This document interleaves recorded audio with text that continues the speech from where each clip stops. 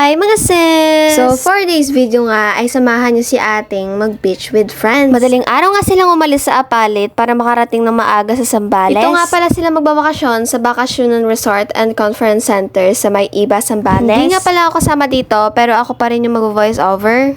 Tama, gawa-gawa na lang ako ng kwento dito. Kinaumagahan nga ay pumunta sila dito para kumain. Hindi ko alam, kumain ba or magkape-kape. Ito nga pala yung room nila ate. Meron nga siyang magandang view sa may balcony. Kabukas mo ng pinto ay makikita mo na yung view ng dagat. Pagkatapos nga nila magbihes ay lumabas na kagad sila sa dagat. Oh, bugs. Rampa na si ate ko, girl. Ay, bugs. Perfect. Ito nga ay nagpapabideo na siya. Rampa-rampa muna daw siya para may mapost siya sa IG. Ay, saan siya pupunta? Dumiretso na siya, te. Alis na siya. Ay, pala. Pagsapit nga ng hapon, ganyan na yung view sa labas.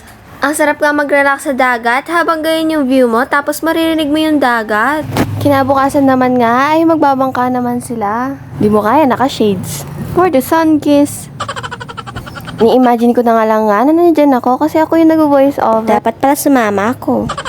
Ang sarap siguro ng kumanta dyan ng see the line with the sky, it calls me. For the sightseeing muna daw sila, wala na akong masay. Ay, pak! Nagmo-moment.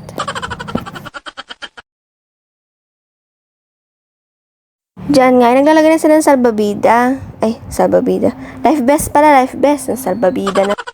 Magdadive na nga daw kasi sila dyan para tumingin sa ilalim. Yung parang yung si tawag doon? Oo na lang. Oh, for the swim. Nasaan na yung ate ko dyan? Hindi ko na makikita, te. Ayun, yung green short. Bugs. Di nagpabideo sa ate ko ng ganun. For the swim na nga lang sila dyan sa malapit sa Pampang. Meron palang malaking pool yung resort. Dito na sila nag-night swimming. So, dyan naman, madilim na, gabi na. Di ko alam kung nagtatambay lang sila dyan or kumakain. Nalilito na ako sa kwento ko kung pang ilang araw na to. Basta yan, naglalakad-lakad lang sila sa labas. Last days na siguro to, tapos may nadaanan pa sila nagtitinda ng mga dried fish. Bumili nga sila ate dito para may mauwi siya pasalubong sa bahay. At dito na nga nagtatapos ang ating video. Bye!